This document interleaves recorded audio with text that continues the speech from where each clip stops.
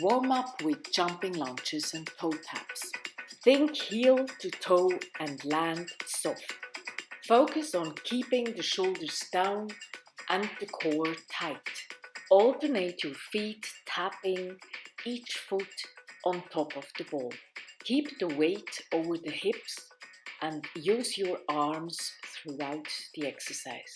Do as many rounds as possible in 15 minutes of 20 deadlifts. The repetition is complete at full hip and knee extension. Keep the heels down and maintain the lumbar curve. 10 net ball ground to overhead. Push through the heels and squeeze the glutes to bring the ball overhead. Make sure to lock out your arms. And 5 push-ups. Start with the arms extended.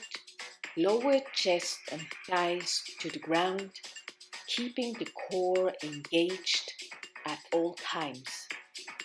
For your core, use the medicine ball to add resistance to strengthen your abs. 3, 2, 1, go!